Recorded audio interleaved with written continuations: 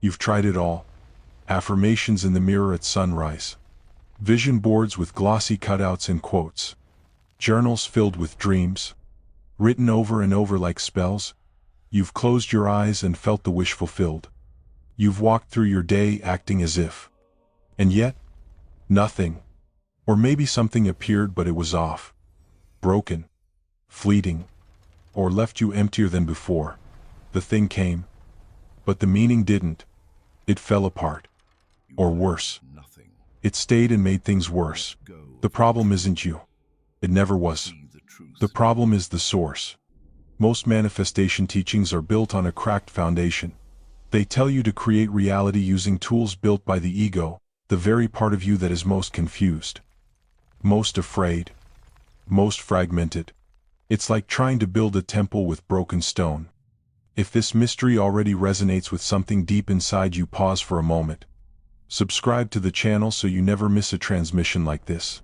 Drop a comment below telling us where you're watching from and what time it is there. We love knowing when and where these messages reach chosen ones.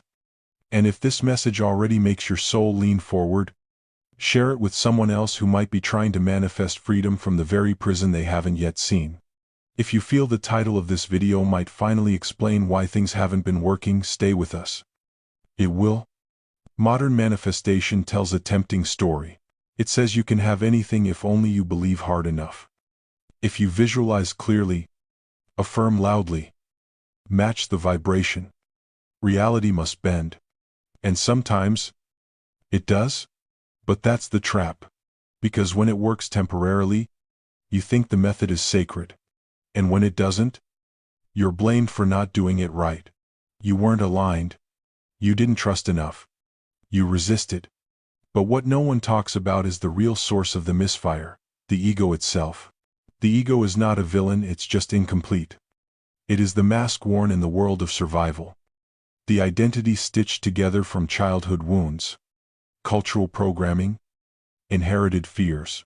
It wants desperately to be safe, to be worthy, to be seen, and so it seeks. It reaches for money to soothe insecurity, for relationships to heal abandonment, for success to feel like it matters. But this is not creation. This is compensation. This is a child building altars to emptiness, trying to pray away its pain with possessions. The Gnostics knew this trap. They called it the domain of the Demiurge, the false god, the architect of the material world, the prison warden of illusion. According to their secret teachings, the ego doesn't create freely.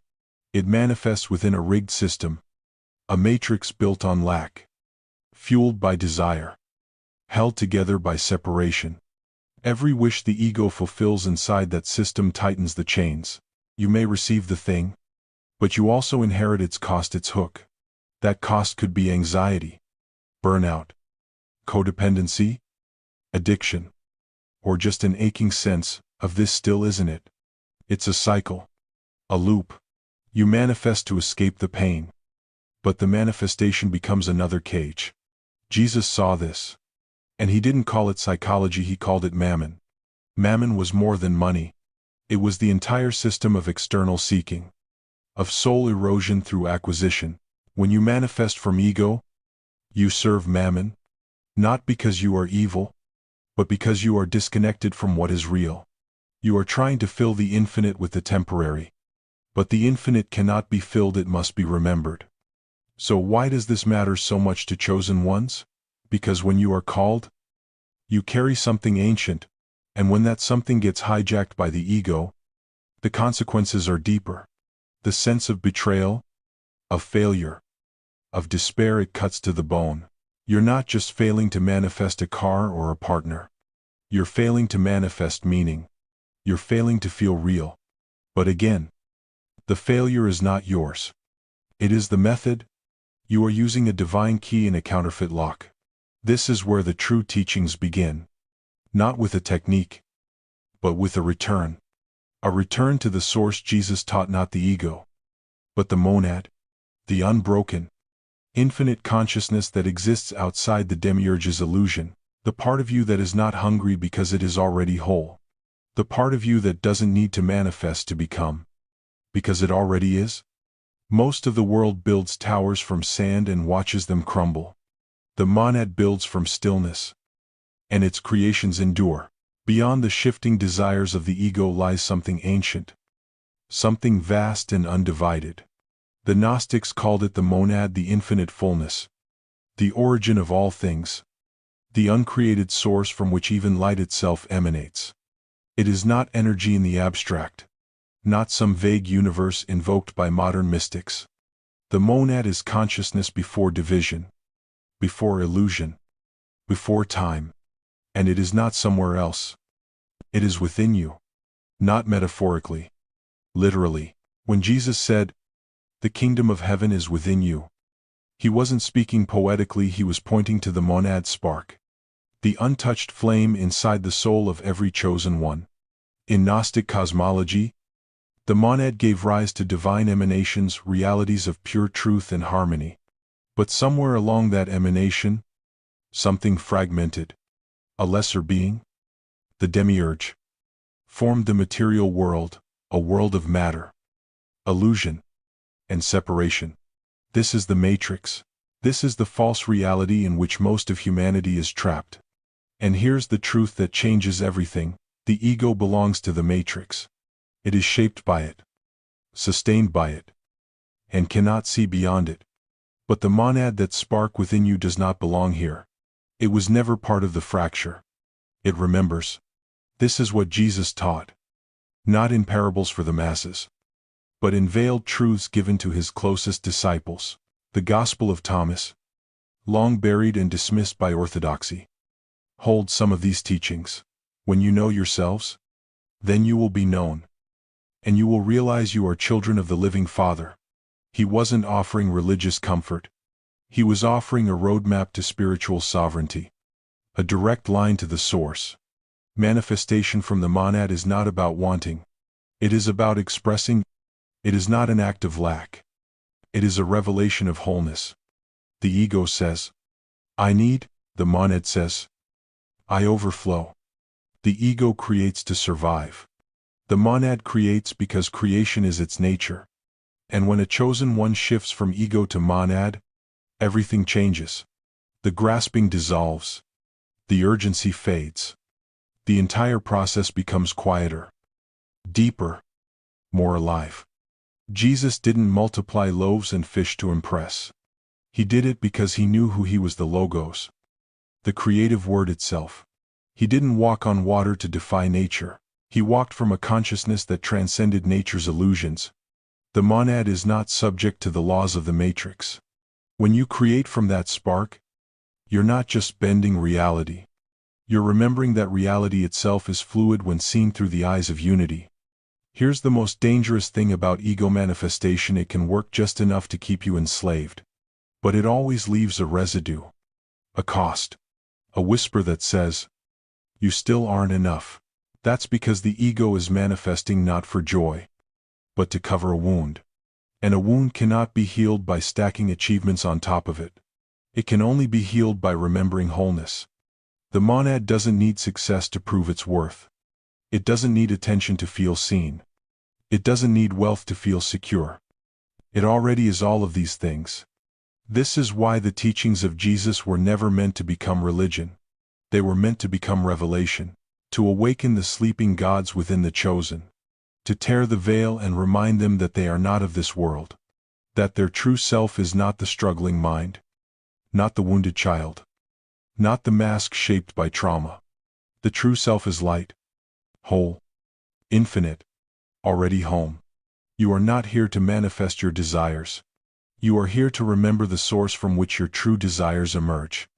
To feel the monad speak through you, not in desperate whispers, but in thunderous calm. When a chosen one creates from that place, reality doesn't just respond, it rejoices. Manifesting from the ego feels like sprinting on a treadmill that never stops. The goal always just out of reach. Each win fleeting. Each desire leading to another. But when a chosen one shifts from ego to monad, everything slows and deepens. This transformation isn't achieved through more vision boards or louder affirmations. It begins with 3 sacred shifts. Jesus didn't teach formulas. He taught consciousness. And these shifts are not techniques, they are thresholds. Cross them, and manifestation becomes an expression of the divine, not a desperate plea for control. The first shift is from wanting to being. The ego begins with I want, the monad begins with I am. And the difference is everything. Wanting implies lack. It announces to the universe that something is missing, that you are not whole until the desire is fulfilled. Being, on the other hand, starts from completion. It is the silent awareness that nothing needs to be added for truth to exist. This doesn't mean passivity, it means that creation arises from fullness, not from hunger. When Jesus said, "Before Abraham was, I am," he wasn't referring to chronology. He was revealing a state of eternal being. That I am is the voice of the monad. It doesn't ask, it declares. The second shift is from lack to mission. The ego desires in order to fill holes, money to ease fear, love to feel worthy, success to avoid shame. But these cravings come from wounds. And a wound, unhealed, turns manifestation into a trap. The monad does not seek to fill, it seeks to express. A chosen one aligned with the monad asks, does this desire arise from pain or from purpose? If it's pain, it needs healing. If it's purpose, it is pure. The question to ask is this: if I already felt whole and infinite, would I still want this? If yes, it's not compensation, it's creation. It's not ego, it's mission. The third shift is from force to flow. The ego tries to control everything. It scripts, visualizes, affirms, pushes. It is always watching the clock, scanning for signs, doubting the process. But the monad flows, not because it is lazy, but because it is rooted in timeless trust. Jesus said, "Ask, and it shall be given." He didn't say, "Beg and micromanage." The monad asks with authority, not arrogance, but alignment. It knows that what is meant to serve the mission will come. It speaks, and then it releases. No obsession, no clinging, just sacred surrender. These shifts are not steps on a to-do list. They are states of consciousness. You don't practice them like yoga poses, you live them. You become them. The shift from I want to I am is a return to your eternal identity. The shift from I lack to I serve is a return to your mission. And the shift from I must control to I trust the infinite is a return to your natural flow. These are not theories. They are doorways. And the result of walking through these doorways is astonishing. Desperation vanishes. Peace becomes the new normal. You stop seeking signs and start noticing synchronicities. You stop chasing and start allowing.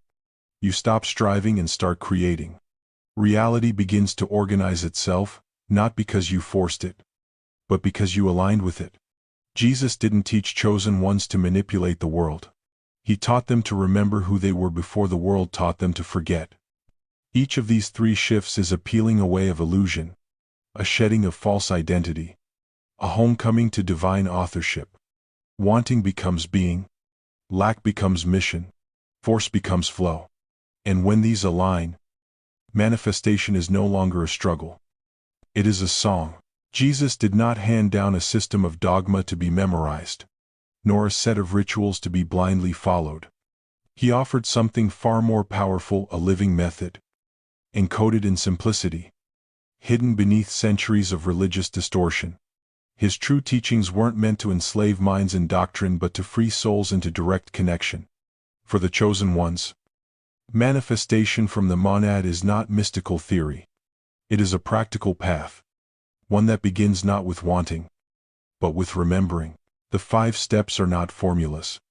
They are sacred reorientations, each one pulling you deeper into alignment with the source you already are. Step 1. Anchor in the monad spark. Before you speak a word, before you ask for anything, sit in stillness. No technique, no effort. Just 5 minutes of being aware of the awareness itself. Feel the consciousness behind your thoughts, the silent witness that never changes. Even as the mind spins and the emotions churn, that is the monad spark. It is not separate from God. It is God. In you, as you, anchor there. Not to get something, but to remember what's already present. Without this, every manifestation is ego dressed in spiritual language. Step 2. Test the desire. Once you're anchored in that stillness, bring your desire to mind. Feel it. Hold it gently like a flame in your hands. Now ask, if I already felt whole, infinite, and fulfilled, would I still want this? Sit honestly with the answer. If the desire vanishes, it was ego's grasping. It needs healing, not action. But if the desire glows brighter, pulsing from purpose and joy, it is monad born. It is not meant to fix something broken. It is meant to express something whole. Only then is it time to move forward. Step 3. Declare from the I am. The ego says, I want. The monad says, I am. And this declaration is not an affirmation. It is a recognition. If you are manifesting healing, you don't beg for health, you declare, I am the monad expressing perfect health in form. If it's abundance, I am infinite overflow. Expressed as provision, this is not delusion. It is truth speaking through form. Let the words come from your chest, not your head. From stillness, not effort. The ego pretends. The monad remembers. Step 4. Release attachment. This is where most fail. The ego speaks the desire and then grips it like a drowning man clutching a rope. But the monad releases. Not out of apathy but out of trust. After the declaration, exhale fully. Visualize the intention dissolving into the infinite, like a ripple expanding across a boundless sea. Let it go. Don't monitor. Don't obsess. The monad knows what serves the mission. It will orchestrate in ways the ego could never plan. Your job is to trust, not track. Step 5. Follow the synchronicity. Manifestation from the monad doesn't arrive through effort. It arrives through flow. After releasing, become a watcher. An opportunity appears. A conversation unfolds. An intuitive nudge arises. These are not random. They are the monad answering itself. Move with the signals. Don't hesitate. Trust the orchestration. The more you follow, the more you're shown. And as the pattern becomes clear, the old way of forcing feels like a forgotten language. This process is not a one-time ritual. It is a way of life. It is the method Jesus modeled with every breath. He didn't speak from lack. He declared from being. He didn't manipulate reality. He merged with it. When the ego tries to copy this process, it turns it into performance. But when the monad awakens within you, the process becomes real. It becomes sacred. It becomes unstoppable. When a chosen one begins to live from the monad, reality stops being a battlefield and becomes a canvas. The war of striving, controlling, doubting, and compensating fades. Something ancient reawakens. Not just a technique, a truth. The shift is not external, it's internal. And yet, the external world bends to match it. This is not poetic metaphor. It is observable experience. Jesus didn't teach manifestation as a spiritual hustle. He taught it as divine remembrance. And when a chosen one returns to that remembrance, they are no longer prisoners of the matrix. They become creators within it. The first sign is peace. Deep, grounded peace. The desperation that once haunted every vision board, every ritual, every prayer, it's gone. The ego, driven by fear, always believed that if it didn't manifest the thing, it would suffer. This belief injected every desire with panic. But the monad doesn't operate from fear. It recognizes itself as whole before anything is added. From that wholeness, peace emerges. Not apathy. Sacred stillness. That peace becomes the soil in which real manifestations take root. Ironically, this is what allows them to arrive faster. Not because you tried harder, but because you stopped resisting. The second sign is usefulness. Ego manifestations often come with poison wrapped in sugar. The money arrives. But so does burnout. The relationship forms. But so does codependency. the success shines. But emptiness grows beneath it. That's because ego can only guess at what will satisfy. But the monad knows. Its manifestations serve. The money funds the mission. The love supports awakening. The success expands impact without devouring the soul. There are no hidden hooks. Only alignment. The third sign is synchronicity. The ego takes pride in making things happen. It pushes, plans, performs, but the monad waits for alignment. And in that waiting, doors open by themselves. Conversations appear out of nowhere. Guidance arrives in dreams, in symbols, in sudden clarity. The chosen one begins to feel carried by something larger, something intelligent. This is the pleroma, the fullness before the fracture. Gnostic texts describe this state not as fantasy, but as the original realm of being. When you live from the monad, that realm touches earth, not through escape but through embodiment. The fourth sign is real satisfaction. Ego wins feel like sugar highs. The goal is achieved. The applause comes. The high fades. And then, the emptiness returns, louder than before. But monad manifestations don't leave you hollow. They don't feel like escapes. They feel like homecomings. The outer world reflects the inner truth, not the other way around. You don't just get the thing. You become the one who no longer needs it. And paradoxically, that's why it comes. Some chosen ones experience this shift like lightning, a moment of awakening, a sudden clarity, a collapse of illusion. Others arrive gradually, peeling away egoic layers like worn fabric.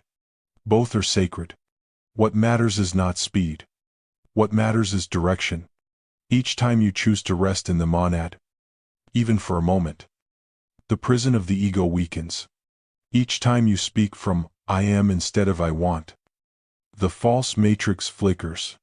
Each time you release control and follow synchronicity, you walk freer. Jesus said, "You are God's." Not as poetry, as memory. The monad is not somewhere above. It is the spark within. The source never left. Only your awareness did. The ego will keep trying to manifest. Let it. Just know that its path ends in hunger. But the monad does not seek. It creates. And when you remember that, you stop begging reality to change. You begin shaping it from truth. You stop trying to become something. You begin expressing who you already are. This is the shift. From slave to sovereign, from seeker to creator, from separated to whole. The path of the ego ends in more seeking. The path of the monad begins with the recognition you were never lacking. You were always divine.